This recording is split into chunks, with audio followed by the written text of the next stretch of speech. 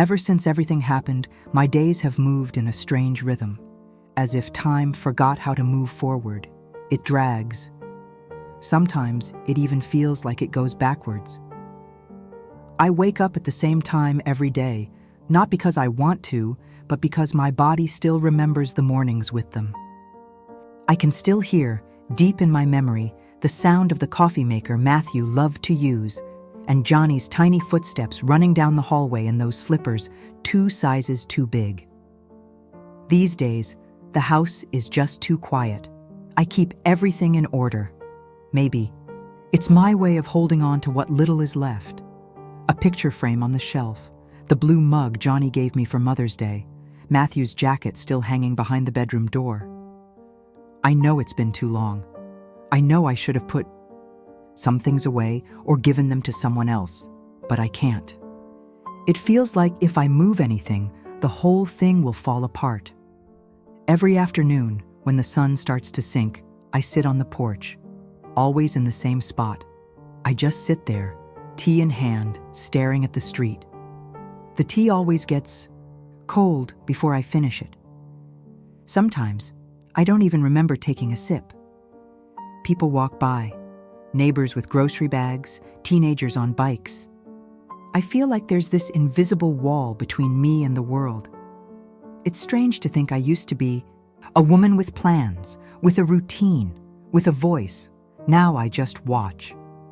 And I cling to small rituals the way someone clings to drifting branches in the middle of a shipwreck.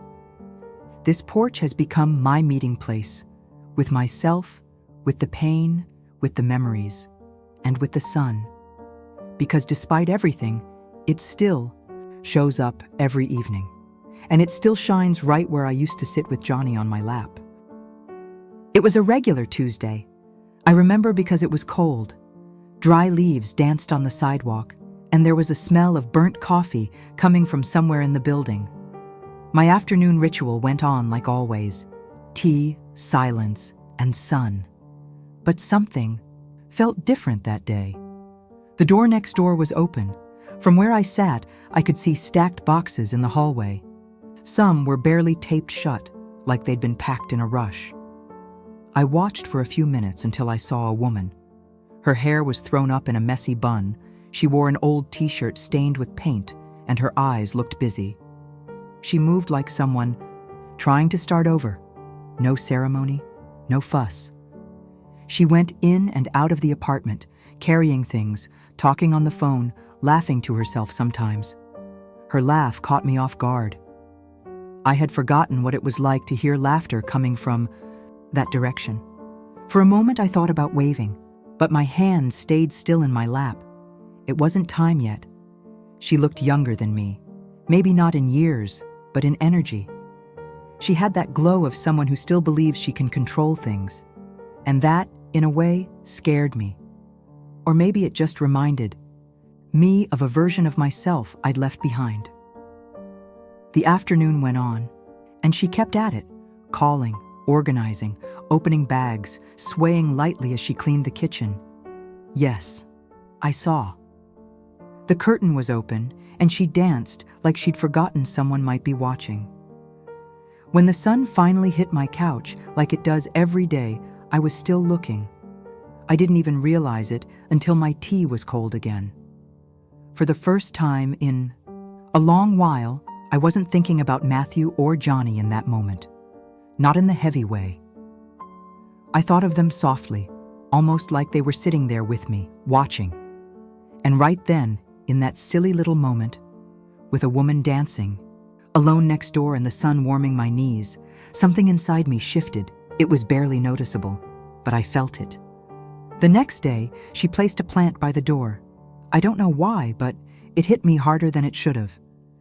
A slightly uneven ceramic pot, hand-painted, with long green leaves that reached outward, as if trying to touch the world.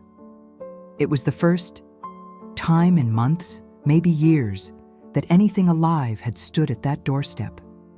I walked by in my usual outfit, worn-out slippers and a jacket that still smelled a little musty from last season.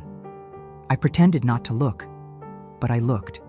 The plant looked like it was smiling, and I'll admit it annoyed me a little. The way something so simple could feel so full of presence.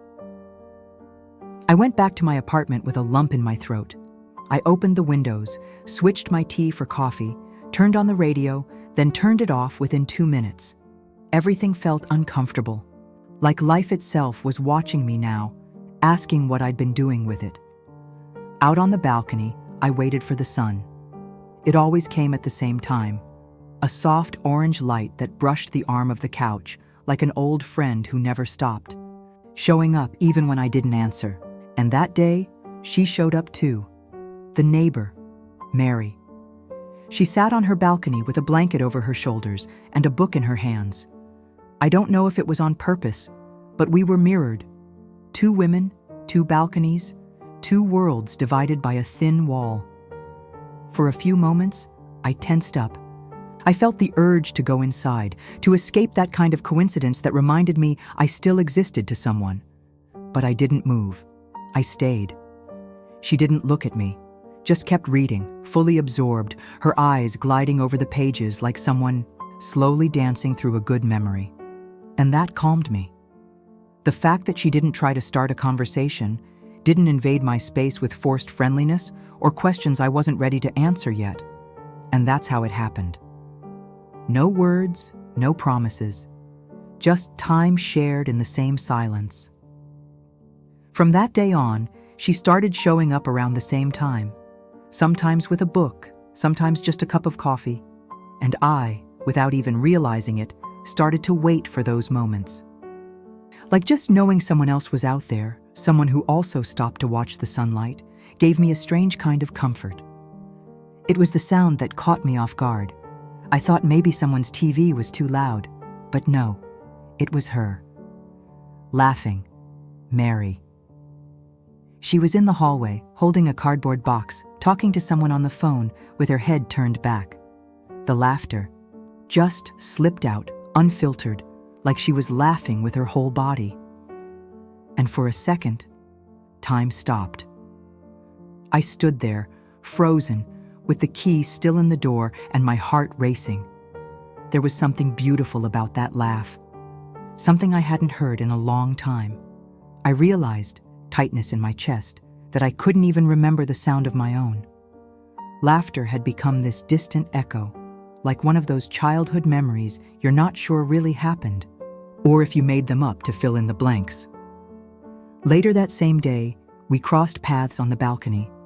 The sun was shy, hidden behind thin clouds, but still there.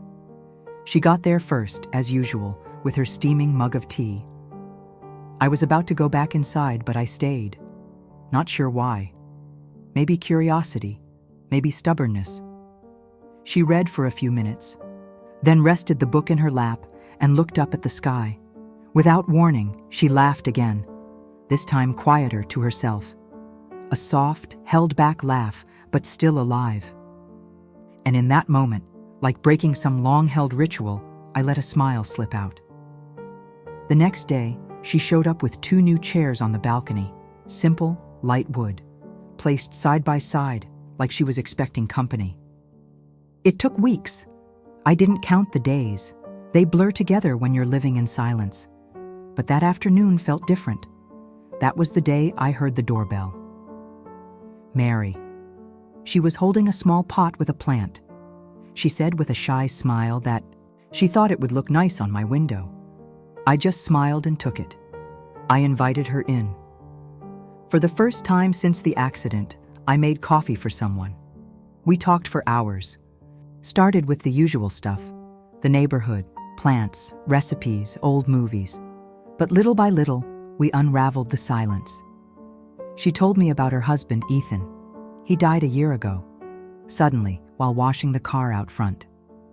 Mary spoke about it with a calmness that caught me off guard. She said she cried for weeks, but one day she woke up and realized that the pain couldn't be bigger than the love she still felt for him. That honoring his memory meant staying alive, laughing, caring, meeting new people. Because in the end, she said, glancing at my empty cup, missing someone can be beautiful too, if we learn how to dance with it. And I cried. I cried for her and for myself, but I also smiled, because for the first time in a long time, I felt understood. More than that, I felt like someone was reaching out so I wouldn't stay stuck there, sinking. That golden afternoon was when my friendship with Mary began. From then on, she started coming over almost every day. She taught me about herbs, helped me organize Matthew's books, took me on drives while playing music I'd never heard before. Sometimes we'd just sit together in silence, and even that felt light. Over time, the apartment stopped feeling so empty. The plants on the windows grew, the laughter came back, even the pictures on the walls seemed to take on new colors. Now, when the sunlight hits the couch, I don't run from it anymore. I sit there with my coffee next to Mary, and the light wraps around us like a hug. I've learned that surviving grief is, at its core, an act of courage, and that friendship can be one of the quietest, most beautiful ways to find your way back to life. And I found my way back. Sometimes life breaks us in silence, but somewhere between the afternoon sun and an unexpected conversation, it gently stitches us back together. If this story touched your heart, leave a comment with one word that means new beginning to you. And if you want to keep feeling, click the video that's showing up on the screen now. Thank you for being with us until the end. We'll see you in the next story.